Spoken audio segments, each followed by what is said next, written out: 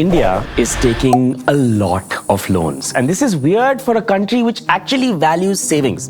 Think about this.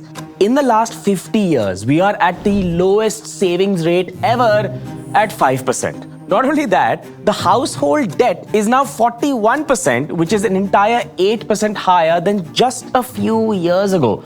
So what changed? In this episode, we'll talk about three things. One, what is the macro view of why India is taking so much debt?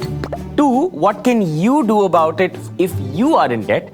And three, I'm going to give you 4 tests that you can perform on yourself and actually fix your debt situation if you have one. And to answer this question, we have to go all the way back to 2015. Something really interesting happened where the RBI did something. So all the Indian banks were basically giving money to corporates, and corporates at that time had a tough time to give the money back. So this created an interesting problem. So the government sounded an alarm and called this the twin balance sheet problem. It was found in the economic survey of 2014 and 15. So the RBI decided that since the banks do not want to call them bad assets because, well, the NPAs would go up, they simply said, I want all the banks to perform an asset quality check. Look at all your loans and honestly write what are the actual NPAs so we know where we stand. And that's when we saw the NPAs go from 4% in 2015 to about 7.5% later on. And in 2018, it reached a high of 11.7%. But wait, there's a problem. In the economy, if the banks are saying that 11% of the loans we've given out are NPAs, that's not good for the economy. So to solve this, the government pumped in 3.1 lakh crore rupees into the Indian financial system over the next few years. Now, all of this wasn't just cash. There were also complex instruments, but there was liquidity that was pumped in. But this changed how the Indian banking system thought. Now, bankers did not want to give a lot of money to a bunch of companies and risk that entire thing happening again. So instead, they looked towards you and me, the Indian household, and said they'll give to stable income earners across the country. Risk bhi spread ho jayega and there'll be diversification. So it made sense. And we can see because of this, banks started offering lucrative, interesting, very nice options for Indian households to take loans. But the banks can't make us take a loan. They can't come and say, please take a loan and we'll agree, because India generally doesn't like loans. But they followed this 3-layered approach. It takes an army of so many people, from pre-production to graphics to writers to researchers to all of this, to actually make this video. And the best way to say thanks is to actually write something nice in the comments or just hit that subscribe button. A lot of you aren't actually clicking on it, so please do that right now.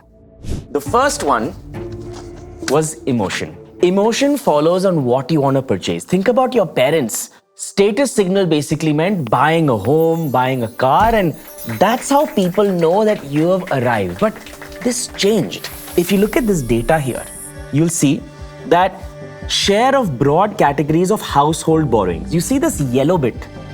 You'll see on the left, in 2019, this was around 40%. And by 2025, this is 55%. This is a non-housing retail loan. These are the types of loans which actually don't create an asset. This is for, a brand new laptop. This is for shoes. These are personal loans. These are travel loans. These are loans of consumption. And it's not that just the percentage has gone up. The total value of the loans these households of India are taking is increasing exponentially. Look at this yellow line. If this was a stock, I would have bought it. But the question is, why is this line actually going up? Well, it has to do with ease. You see, while we were writing this script, 2 people on the same day got an SMS which looked like this. These people have never taken a loan in their life, and there was already 1 lakh rupee pre-approved loan for this person who didn't even need it. And if that wasn't enough, if I'm ordering groceries, I can order groceries on EMI. Even UPI is now connected to the RuPay credit card, so I can make tiny transactions on loan? The impact is interesting that you now have access to credit, which is great. My point is, taking credit before 2015 was actually tough. I had to go meet someone in person, actually had to sign a bunch of documents, and just getting a loan was not easy. But now, it's really easy, which is ease. But you know, this line is likely to keep going up because of the loop. You see, people who give out loans make the most money when the loan never ends. The industry has given you specific options so your loan never ends. Think about the no-cost EMI. You don't see it as a loan because there is no interest portion. But there is. It is a loan for the bank. The minimum payment due nudge. Many times, lenders tell you to just pay the minimum due. So the interest keeps accruing. Then we have reward points from all the credit card usage out there. And I think what's worse, and you would have noticed this, if someone had a 5 lakh rupee limit, the moment he starts using it up and he starts paying it, his limit automatically increases to 7 or 10 lakh rupees. My friend was sent an upgraded credit card he did not even apply for, and it had a higher limit. Now, all of these things have an effect on you. And the effect is that you wanna take a new loan. And hopefully that loan never ends because that's how they earn. If you feel that this entire 3 layers was applied on you and you are in debt, then we have to talk about the escape plan. And I call it the 4-star health test. We're going to do it right now. And in the end, I'm going to give you a surprise that probably no one would have ever told you. So let's play this game. I'm going to ask you a question. If you have a positive response, you're going to give yourself a star. If it's a negative response, you give yourself nothing. The person with the most stars wins. Let's start with the first question. Do you utilize more than 30% of your total available credit? अरे ये तो नहीं है. Yes. If yes, give yourself an anda. And if it's below 30%, then give yourself a star. Okay? For example, you have a total limit on your credit card of 1 lakh rupees and you've utilized 50,000 rupees on that credit card. You are way above the 30% utilization mark. Sir, I know what you're thinking. You're thinking 1 lakh ki limit hai. What's the problem in using 50,000? If you're using more than 30% for a long period of time, this is generally seen as a bad thing. Oh, I get it. If you're using it as a one-off, it's actually all right. The interpretation is simple, that you're relying on credit to actually run your life. Because if this is a long-term pattern, it's seen as a negative thing. Question number 2, the asset liability test. List out all the loans you've taken, anything where you're paying an EMI. I'm talking about your personal loans, your no-cost EMI, your normal EMI, and categorize them by asset or liability. Let's say you bought a laptop, and the laptop is the only way you can get your work done. I'm not talking about your third laptop. This laptop actually helps you earn a living. Then you categorize it as asset. Let's say you bought a really expensive pair of shoes. Now I know you need the shoes to walk around and you look good in it, but if these shoes were a little frivolous, categorize it as liability. Now do this very quickly, and if more than 50% of your loans are liabilities, this is a red flag. Give yourself a 0, and if it's below that, then give yourself a star. Question number 3, what's your EMI to income ratio? Sum up all of your monthly EMIs, divided by your total earnings net in hand every month, and take a percentage out. Is it above 30%? If yes, give yourself an anda. If it's below 30%, hopefully way below 30%, then give yourself a star. Question number 4, do you have 6 months worth of expenses in your savings in cash? Oh, ये तो है. I have it. You cannot add your equity investments or any other investments. This has to be cash that you can access immediately. Could be in a liquid fund, but you get what I'm saying. It can't be stuck in some kind of asset. And if you have some kind of home loan or EMI, include that in expense as well. The idea is, for whatever reason, if your active income goes to zero, you should have at least 6 months of financial buffer. So if you have an emergency fund, give yourself a star, and if you don't, give yourself an under. So if you got a low score in this test, now what we'll do is actually try to fix it. And this is the tactical fix. The first solution is very simple. Take all your loans and write down the different interest rates on them. Now, something like a personal loan will be high interest rate and a credit card will be very, very high interest rate. So what you can do is consolidate all of this and take a personal loan or a low interest loan that you can. For example, if you have a home loan already, you can take a 10% top up because it's a low interest option.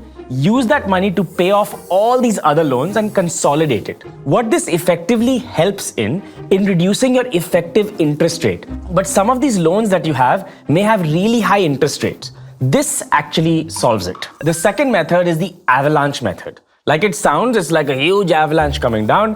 You take out all the loans that you have and sort it by the highest interest rate. The logic is pretty simple. The interest is what's eating into your net worth. So you pay the high interest loans off first, and then you go to the next, and the next, and the next, and soon, hopefully, this goes to zero. Your job is to bring it to zero. The last way is the snowball method. You see, a lot of people may think in the avalanche method that the highest interest rate is also the biggest loan. So it's very tough for me to completely pay it, and I won't feel like I'm making progress. If you're one of those people who need a win to be motivated to move forward, then the snowball method makes sense. Find the smallest loan that you've taken, pay that off completely, and you will feel the sense of achievement and pride that you're moving towards progress. And then go next and next and next. And if this works for you, then this is also a great method to reduce your debt. We're releasing an episode every single week, so please hit that subscribe button right now so you don't miss any episode. And we finally come to this. Actually, I'll tell you the story first. A friend of mine lives in Dubai and he's been staying there for 10 years. He and his wife have 2 sons and he's been doing really well. He works out, he goes to the gym, nutrition's great, his job's great. I'll tell you, he earns almost 4.5 lakh rupees per month. And he's actually pretty good.